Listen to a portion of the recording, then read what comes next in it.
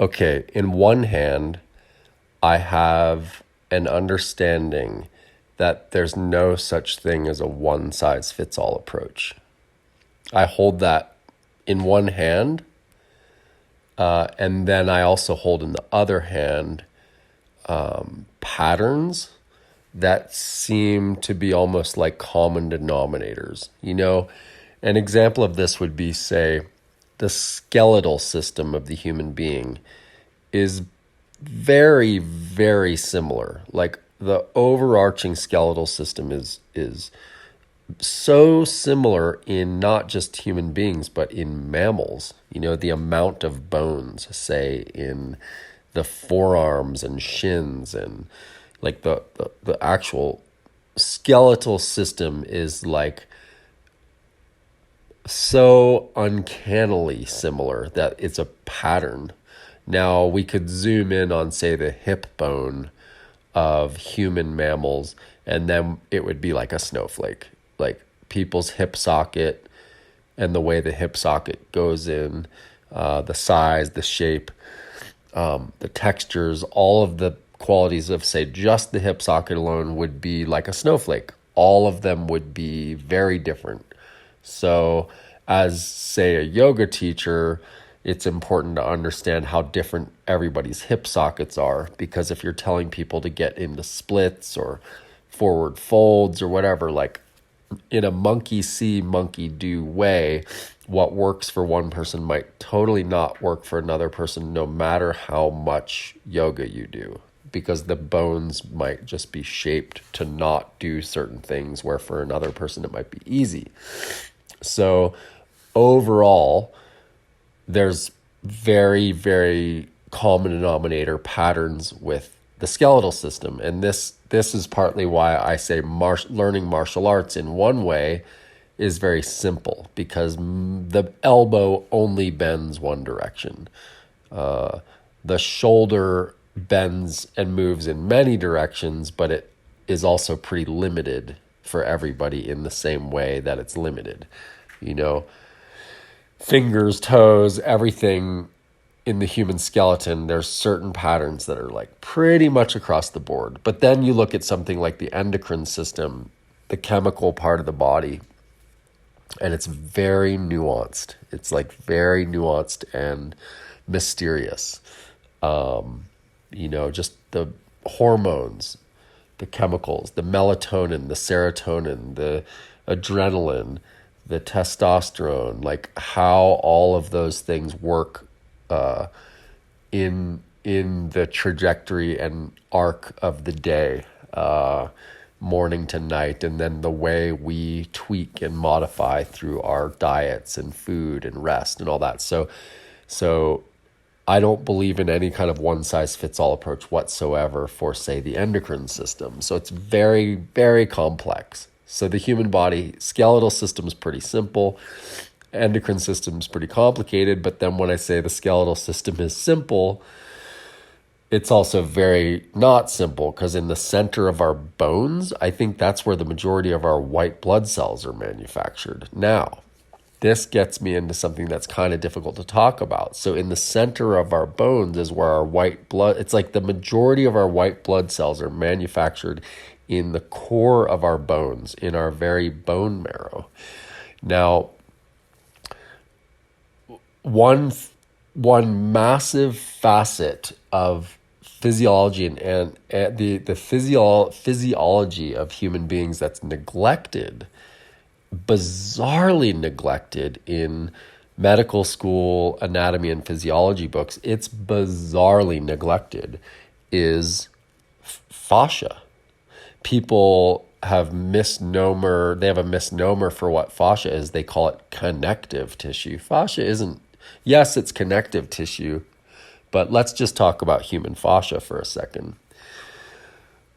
Human fascia, if you take an orange and you squeeze all the water out of that orange, everything you're left with when all the water is squeezed out is that white matter and the peel and the white matter. Everything other than the seeds is similar to a human being. You and I are both 3/4 water. Let's just say 76% water. If I were to squeeze all of the water out of you, you're then 90% fascia. You're essentially fascia and bones at that point. You're 90% fascia once I squeeze all the water out of you. So what are you really as a human being? Like, what are you? What is this material body aspect of you that we call Joel? The material thing that we call Joel is mostly fascia. The water we're just replenishing and replacing, it's not really you. What you are is fascia. And bizarrely, medical textbooks don't talk about fascia, but it's 90% of what you are. It's 90% of what I am. So it's fascia and bones. And similar to that orange that you squeeze all the water around, you know, if you peel an orange and you extract one slice of that orange, and that slice is differentiated from all the other slices. Each slice in that orange is sort of like the way your quadricep muscles, quad, four, you have 4 groups of muscles. Each one of those grouping of muscles is sort of like that orange slice. It's within almost like a sock, like a saran wrap, separated from the other quad, from the other quad, from the other quad, the way the slice is separated from the slice from the slice.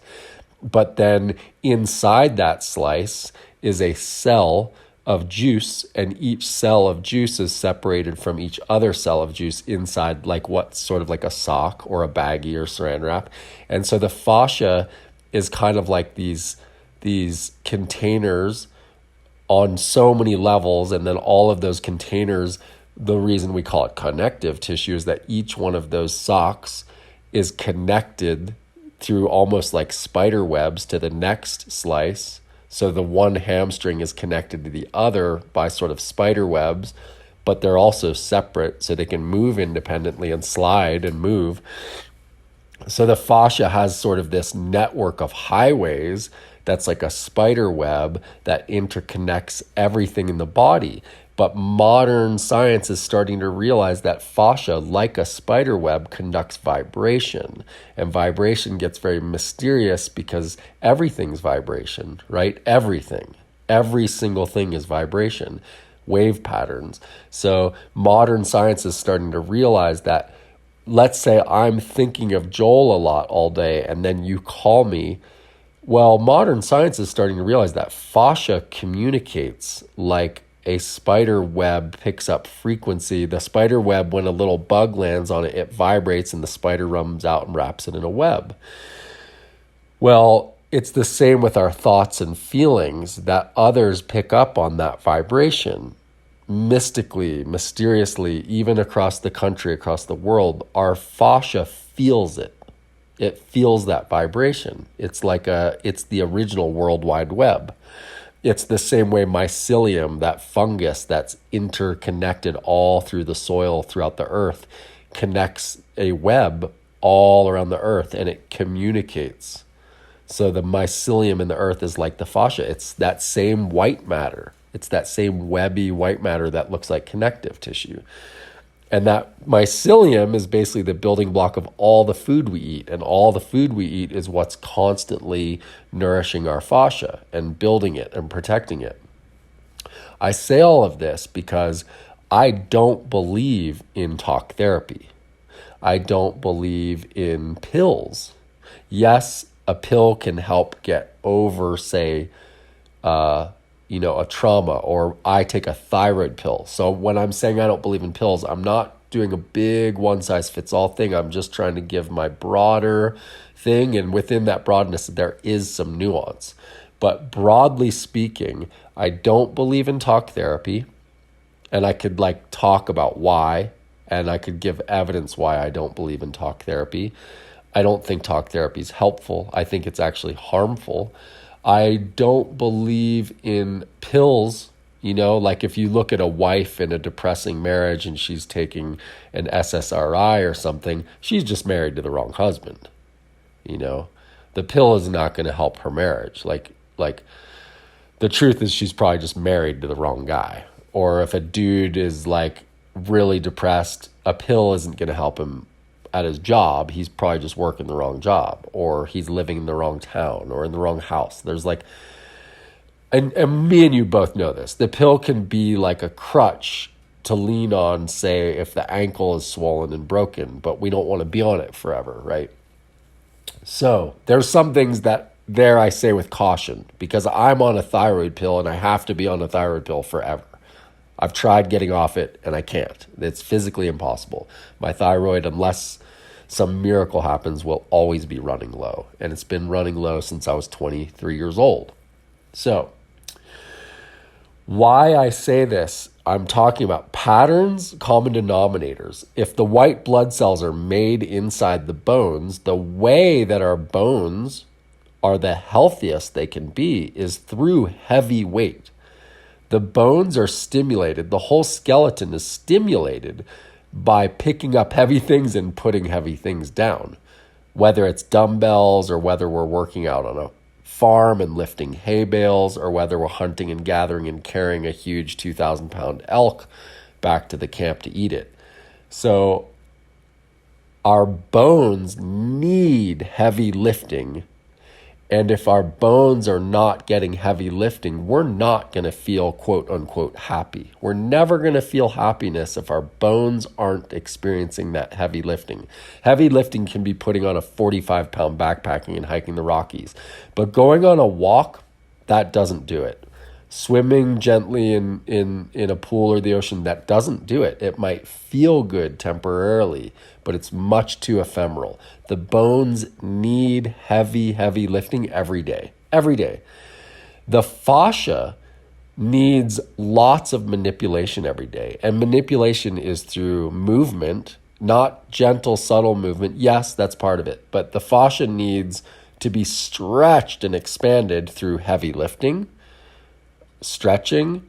I think just heavy lifting does the stretching, but like heavy lifting, martial arts, stretching, rock climbing, something very intense, but to do something very intense, very relaxed, very turned on. Like when I say relaxed, I don't mean turned off, I mean turned on. So the fascia needs manipulation. That can come from someone else through the form of massage. The fascia also does need rest, and it needs hydration. It needs that water. So hydration, rest, manipulation. The manipulation can come from a massage. It can come from heavy lifting. It can come from yoga.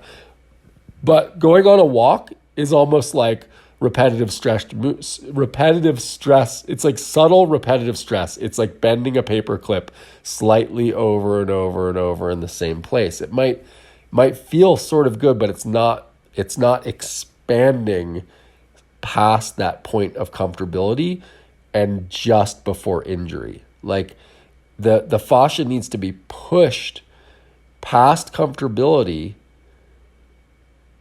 but not to injury.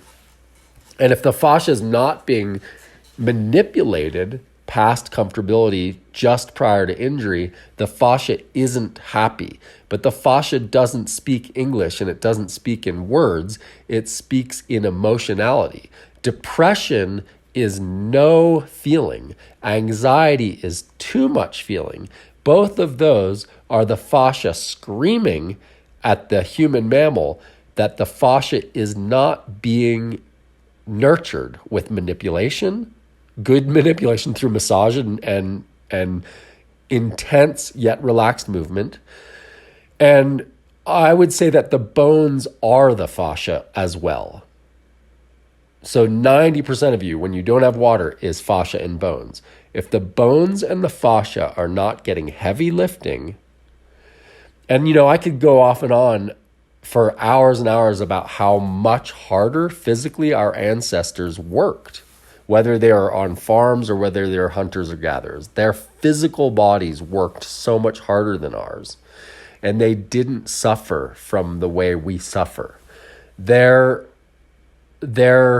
feeling of contentment was there. Ours isn't. We're in a place of discontent. And the contentment comes from, because I hesitate to say happiness. I don't want anyone to ever chase happiness. What I would like people to have is the feeling of the depth of meaning in their life, where their life is just meaningful. And then that causes a feeling of contentment, and that allows the person to sleep easy at night. and to let go and to rest, because there's a contentment there. And I just think that the only way, honestly, to get that feeling of contentment is to take the physical human mammal body and push it more without injuring it, but to do intense things with it. And it has to be abstracted at this point in history. I can't go out and drag a 2,000-pound elk back to my house. I could, but I don't have experience with that. I'm not a hunter. I'd love to do that, but I have to abstract it. And the way I abstract it is like, it's boring, it's abstract, but I personally go to a gym to pick up heavy things and put them down every day to abstractly mimic for my fascia, so that it's not screaming at me what my fascia and bones want. But when I'm sitting in talk therapy, my fascia and bones, they can't talk, but they're craving heavy things. They're craving deep, heavy lifting of things, squats, climbing, like big, heavy, strong movement. And that's also what nurtures the complex endocrine system. Our whole chemical body then feels the domino effect of the neglect, because the chemical body, the testosterone, the cortisol, the adrenaline, the serotonin, the dopamine, it's needing that powerhouse of movement in order to feel nurtured also. And this is a hard thing to talk with a friend about, like when I was a counselor at a treatment center, I was hired to be out of the box. I was hired to give an alternate perspective to recovery and addiction and all these things. And I would say that everybody in treatment is failing, chronically failing. I had so many customers that it's like their 14th time in a treatment center, stuff like that. Years and years of seeking treatment because they're just doing it wrong. They're doing it from the talk therapy model and the medication model. And the second one realizes that the contentment and happiness is counterintuitive, and it's actually quite simple. Simple paleo diet, meat, nuts, fruit, barely vegetables, meat. Meat pretty much is the quickest go-to, just paleo meat. Honestly, if a person just ate red meat, even that would provide their body with the nutrients they need without losing all this like energy. So this is a whole other part of the topic of diet. Like, humans aren't really supposed to eat things like raw kale. It's like impossible for the belly to digest that. And if someone can just eat red meat, then their cravings go away, because the hunger is like this desire for all the nutrients, the zinc and the iron and protein and all that stuff that the human body's not getting. So the chronic like hunger and eating things like wheat and sugar and like all of that is not what the human mammal is really supposed to be eating. So that's a whole other topic for contentment. But this is not easy to summarize quickly, but I am 100% faithful in the truth of this. And I also am cautioned to ever tell anyone the truth in this, because I don't want to paint a picture of a one-size-fits-all thing for some of the nuance part of it. But the overarching truth is so incredibly sound that it's as sound as the soundness of day and night and winter and spring. It's that sound. That contentment and happiness are from lifting heavy things, doing intense things just below injury, and doing it every day. And if a day is missed, then the depression and anxiety start sinking in, because the fascia wants to be much more nurtured than we're nurturing it.